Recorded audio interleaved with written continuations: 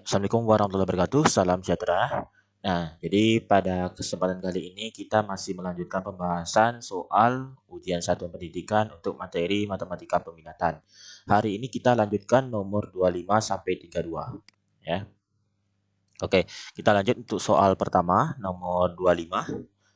25 hasil bagi dan sisa pembagian suku banyak X pangkat 4 dikurang 4X pangkat 3 tambah 3X kuadrat min 2X tambah 1 oleh X kuadrat min X dikurangi 2. Jadi ini masih tentang polinomial ya. Nah, ini berarti materinya di pembagian polinomial. Pembagian polinomial itu sendiri ada dua cara yang bisa kita gunakan, yaitu cara metode bersusun dan menggunakan skema Horner. Untuk saat ini saya gunakan dengan metode bersusun saja ya. Nah, oke. Jadi kita buat metode bersusun ini sama seperti kita membagi bilangan ya. Jadi kita tuliskan di sini polinomial yang akan dibagi yaitu X pangkat 4 dikurang 4X pangkat 3 tambah 3X kuadrat min 2X tambah 1 dibagi oleh pembaginya X kuadrat min X min 2 seperti ini. Nah, selanjutnya dengan cara yang sama dengan pembagian suatu bilangan, kita cari nih. Ini kan pangkat tertingginya 2. Kita mau hilangkan X pangkat 4 ini. Maka hasil baginya yaitu adalah X kuadrat gitu. Jadi X kuadrat dikali X kuadrat ini akan jadinya X pangkat 4. Nah, lalu X kuadrat dikali min X itu min X pangkat 3. X kuadrat dikali min 2 min 2X kuadrat. Nah, ini supaya hilang berarti ini dikurang ya, sama seperti pembagian suatu bilangan. Jadi X pangkat 4 dikurang X pangkat 4 habis. Jadi min 4X pangkat 3 dikurang negatif X pangkat 3. Jadi ini negatif jadi positif ya. Jadi min 4X pangkat 3 ditambah X pangkat 3. Jadi min 3X pangkat 3. 3X kuadrat ini dikurang negatif jadi positif jadi 5X kuadrat. Ini turunkan min 2X tambah 1. Seperti itu. Nah, lalu ini kita cari pembaginya. Berarti min 3X pangkat 3, kalau ini X kuadrat, maka ini harusnya adalah min 3X ya. Min 3X dikali X kuadrat, min 3X pangkat 3. Min 3X dikali min X, jadi positif 3X kuadrat. Min 3X dikali min 2, berarti positif 6X. Nah, ini kita kurangi lagi. Ini habis, jadi tinggal 5X kuadrat dikurangi 3X kuadrat, ini tinggal 2X kuadrat. Min 2X dikurang positif 6X jadinya min 8X. Satunya kita turunkan. Nah, sampai di sini berarti kalau kita bagi dengan X kuadrat di sini, pangkat tertingginya berarti kita dapatkan ini 2. 2 dikali X kuadrat, 2X kuadrat. 2 dikali min X, min 2X. 2 dikali min 2, min 4. Nah, kita kurangi, ini habis, jadi min 8X dikurang negatif 2X, berarti jadi positif, ini min 6X. 1 dikurang, ini jadi positif, jadi 5. Nah, ini tidak bisa membagi X kuadrat min X dikurangi 2 lagi ya. Karena pangkat tertingginya lebih kecil daripada pangkat pembaginya yang gitu. Jadi ini akan menjadi sisa dan yang di atas ini akan menjadi hasil. Nah, maka kita dapatkan jawabannya adalah X kuadrat min 3X tambah 2 min 6X tambah 5. Maka jawabannya D. Seperti itu ya. Ini menggunakan cara bersusun. Nah, diketahui X tambah 1 salah satu faktor dari suku banyak Fx sama dengan 2X pangkat 4 min 2X pangkat 3 tambah Px kuadrat dikurang X dikurangi 2. Salah satu faktor yang lainnya itu berapa? Oke, jadi gini. Faktor berarti kalau faktor itu sisa pembagiannya adalah 0. Seperti itu ya. Jadi sebenarnya kita juga bisa menggunakan teorema sisa. Teorema sisa berarti nanti sisanya adalah 0. Gitu. Atau ini sudah ada teorema yang lainnya yang mendukung yaitu teorema faktor. Nah, jadi kita tinggal substitusikan ke fx ini. Apa yang disubstitusikan? Itu nanti di sini pembaginya. Ya, jadi pembagi ini x tambah 1, maka nanti kita dapatkan k-nya atau nilai x-nya itu min 1 seperti itu. Dari mana dapatnya min 1? Simpelnya kayak gini. Tinggal kita buat aja x tambah 1 sama dengan 0. Berarti nanti kita peroleh x-nya sama dengan min 1. Nah, nanti min 1 ini kita masukkan ke fx-nya. Dan ini hasilnya harus 0. Ini disebut dengan teorema faktor ya. Oke. Nah, kita substitusikan berarti 2 dikali min 1 pangkat 4 dikurang 2 min 1 pangkat 3 ditambah P dikali min 1 kuadrat dikurang negatif 1 dikurang 2. Ini hasilnya harus 0. Itu ya. Jadi 2 dikali min 1 pangkat 4 1 kali 2 2. Min 1 pangkat 3 min 1. Nah, ini. Lalu P min 1 kuadrat positif 1 dikali P, ya P Ini negatif-negatif jadi positif 1 dikurangi 2. Nah, kita dapatkan di sini berarti 2, ini ditambah 2, tambah P, tambah 1, kurang 2. 2 kurang 2 habis ya. Lalu ini 2 tambah 1, 3, berarti P tambah 3 atau 3 tambah P. Nah, berarti 3-nya kita pindahkan, kita dapatkan P-nya adalah min 3. Seperti itu. Jadi fx-nya itu adalah 2x pangkat 4 dikurang 2x pangkat 3 dikurang 3x kuadrat dikurang x dikurang 2. Seperti itu. Ya. Nah, untuk mencari faktor yang lainnya, kita bisa menggunakan skema Horner. Nah, skema Horner itu caranya adalah kita ambil koefisien dari yang dibagi. Ini. Jadi kita akan membagi fx ini dengan x tambah satunya kayak gitu ya. Nah, kita akan mengambil koefisien dari fx yaitu 2, min 2, min 3, min 1, min 2. Dan ini kita mengambil koefisiennya jangan sampai ada variabel yang pangkatnya terlewati. Contoh misalkan seandainya nanti min 2x pangkat 3 langsung dikurang x tanpa ada min 3x kuadrat. Maka koefisien x kuadrat ini harusnya diisi 0 ya gitu. Kalau seandainya ini tidak ada x pangkat 2, berarti koefisiennya adalah 0 seperti itu. Jadi kita mengambil koefisien ini juga harus berurutan dari pangkat yang tertinggi ke pangkat yang paling rendah atau konstanta seperti itu. Kita buat skemanya seperti ini. Nah, lalu di sini kita ambil min 1. Min 1 dari sini juga ya sama. Jadi min 1. Ini 2 kita turunkan. Jadi 2 ini kita kalikan dengan min 1 dapatnya negatif 2. Ini kita jumlahkan nih. Min 2 tambah min 2 min 4. Min 4 dikali min 1 positif 4. Min 3 tambah 4 itu 1. 1 dikali min 1 min 1. Jadi min 2. Min 2 dikali min 1 positif 2. Jadi 0. Kan sama ya kayak tadi ya. Nah, ini berarti benar. Jadi x tambah 1 itu faktornya. Nah, di sini ini bagian hasil. Kalau yang 0 ini bagian sisa. Nah, itu. Jadi kita peroleh hasilnya itu adalah 2x pangkat 3 dikurang 4x kuadrat. Tinggal ngikut ini aja. Ditambah x dikurangi 2. Nah, berarti ini kalau kita lihat 2x pangkat 3 min 4x kuadrat tambah x kurang 2. Ini ada sama-sama yang bisa kita faktorkan. Contoh kayak gini. 2x pangkat 3 dengan min 4x kuadrat nih. Kita sama-sama bisa keluarkan 2x kuadratnya. Jadi buka kurung x kurang 2. Nah, kalau kita mau cek lagi 2x kuadrat dikali x, 2x pangkat 3. 2x kuadrat dikali min 2, min 4x kuadrat. Kayak gitu. Nah, ini sama-sama ada x kurang 2. Kita coba faktorkan lagi. Berarti x kurang 2 buka kurung. Yang pertama yang ini, suku yang pertama, kalau seandainya kita ambil x kurang 2-nya, maka tinggal 2x kuadrat gitu. Kalau yang suku keduanya di sini x kurang 2-nya kita ambil, maka sisa 1 gitu. Nah, coba kalau kita kalikan lagi x kurang 2 dikali 2x kuadrat jadinya ini. X kurang 2 dikali positif 1 jadinya x kurang 2 gitu. Nah, dari sini kita lihat ini adalah faktornya. Jadi x tambah 1, x kurang 2, 2x kuadrat tambah 1 itu faktornya. Maka di antara pilihan ini yang benar adalah yang A, seperti itu ya. Nah, kita lanjut soal nomor 27.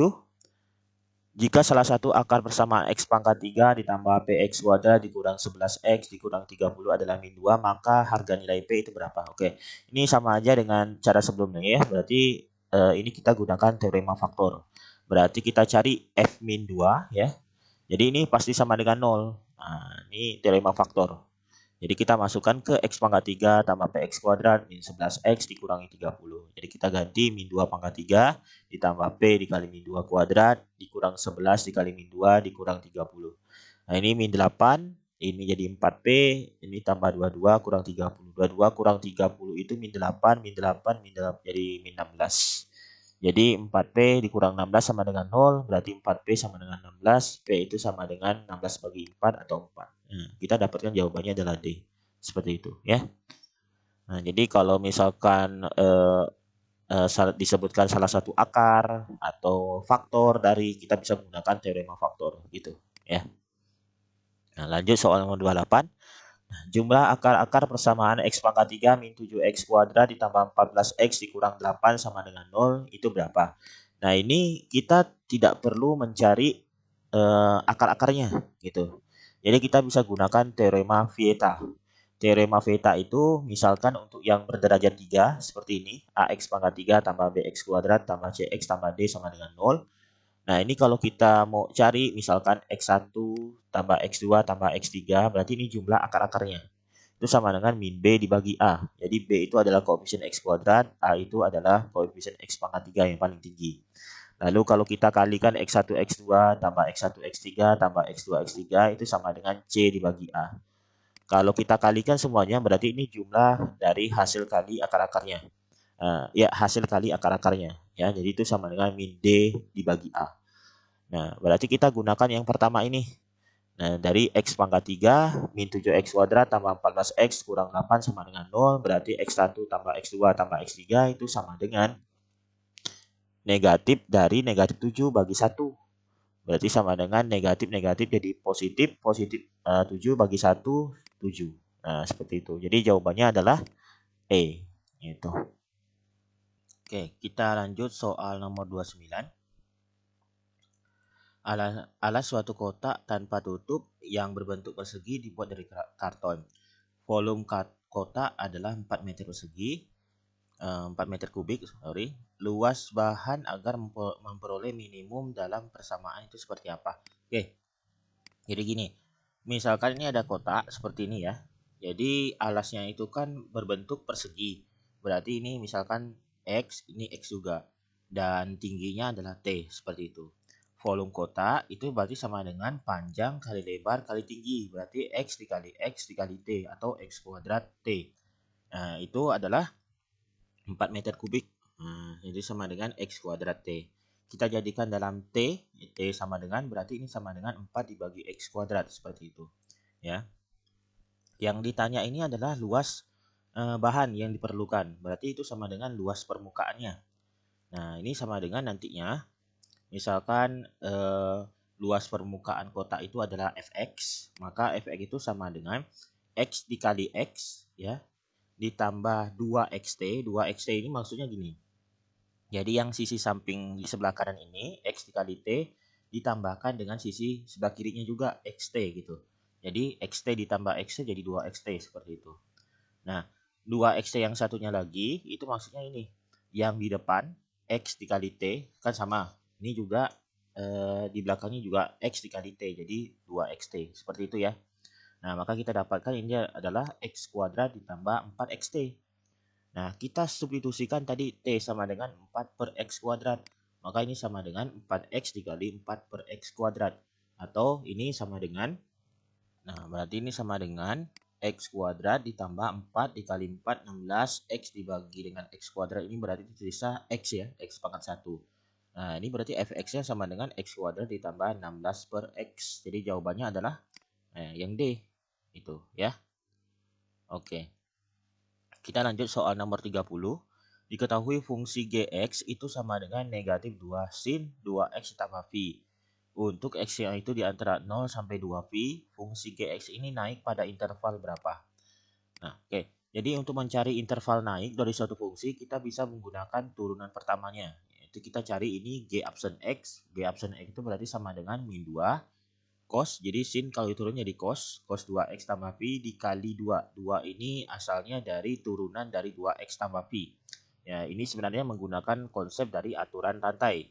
Nah, pertama ini min 2-nya tetap seperti ini. Sin kalau kita turunkan jadi cos, lalu 2x tambah pi kalau kita turunkan jadi 2 seperti itu. Jadi min 4 cos 2x tambah pi. Nah, Gx ini naik jika G absen X-nya lebih besar dari 0. Berarti min 4 cos 2X tambah phi lebih besar dari 0. Kita bagi negatif 4 semuanya.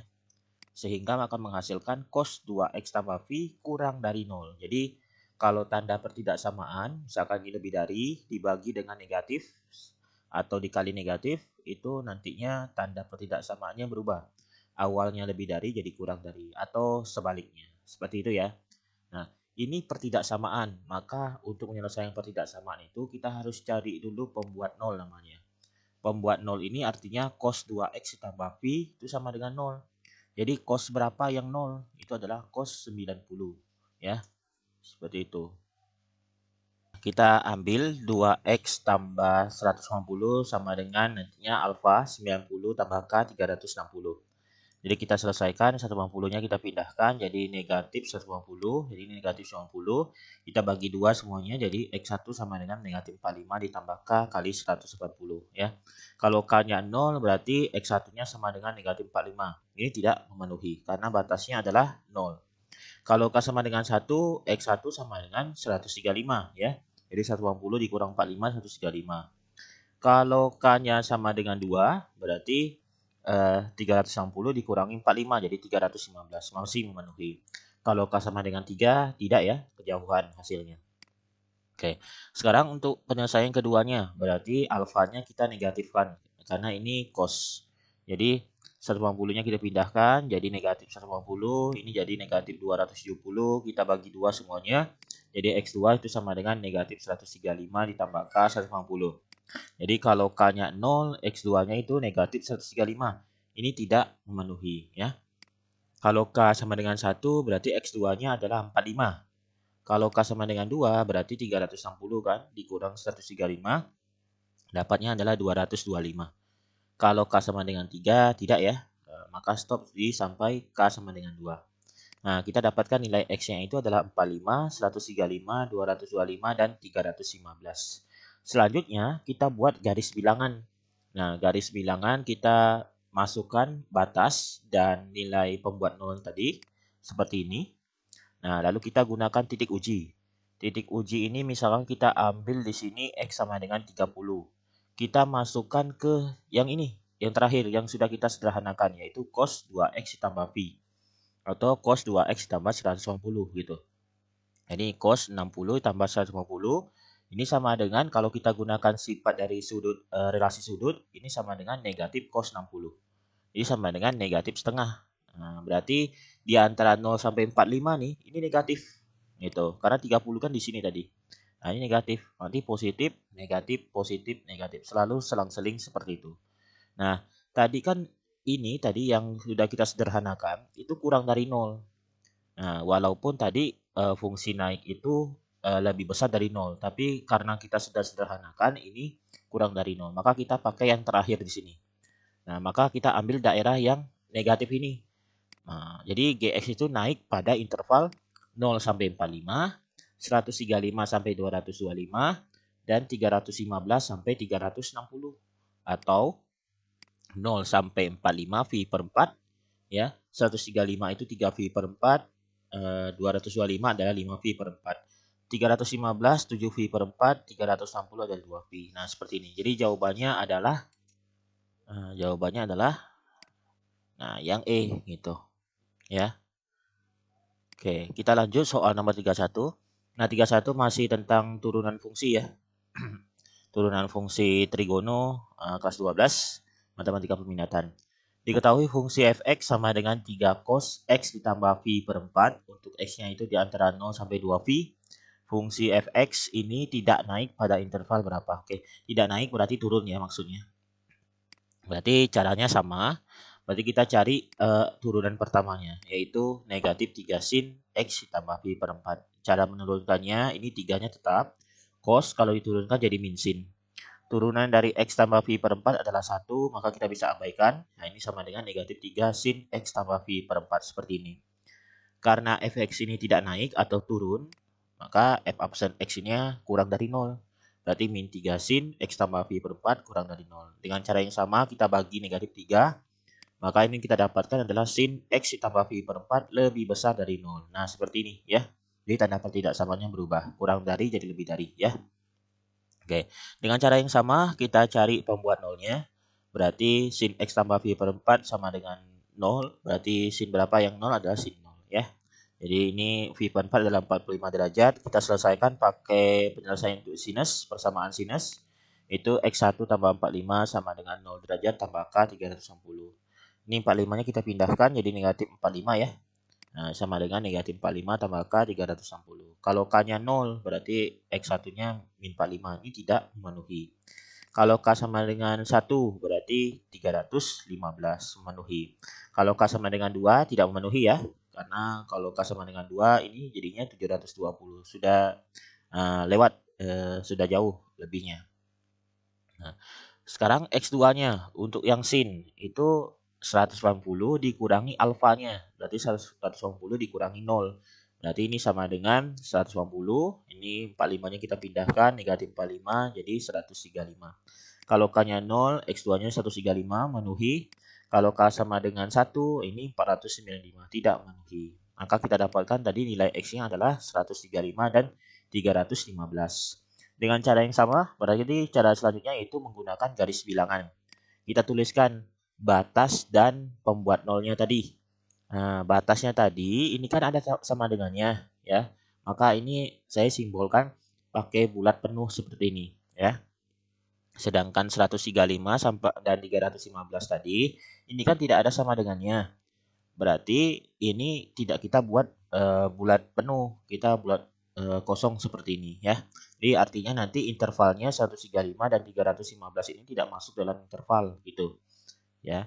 Nah, selanjutnya kita gunakan titik uji. Misalkan titik ujinya adalah 45 di sini ya. Oke, berarti ini kita masukkan ke yang terakhir di sini, sin 45 tambah 45, jadi sin 90 itu adalah 1. Ini positif ya, negatif positif seperti itu. Karena ini lebih besar dari 0, ingat yang kita lihat yang pertama ini ya. Kita lihat yang sudah disederhanakan. Jadi ini positif, maka fx itu turun pada X lebih besar sama dengan 0 derajat ada sama dengannya kurang dari 135 dan X lebih besar dari 315 kurang dari sama dengan 360 seperti itu ya, atau ini sama dengan X lebih besar sama dengan 0 kurang dari 3V per 4 dan X lebih besar dari 7V per 4 kurang dari sama dengan 2V seperti itu.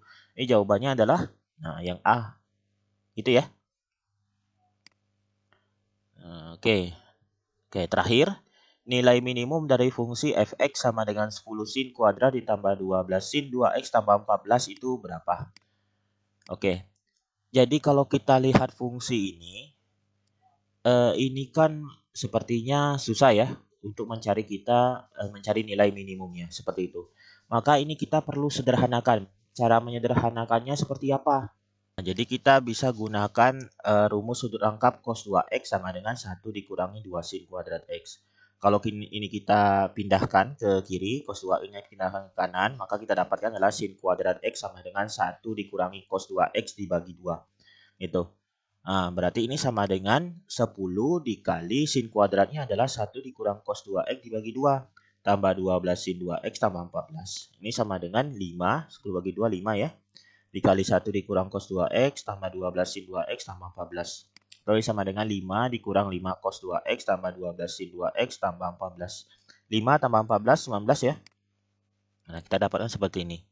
Nah, sekarang bentuk yang ini nih, min 5 cos 2x tambah 12 sin 2x, kita bisa ubah menggunakan ini. A cos x ditambah B sin x sama dengan K cos x dikurangi alfa, di mana K-nya itu sama dengan akar dari A kuadrat ditambah B kuadrat dan tan alfa sama dengan B per A.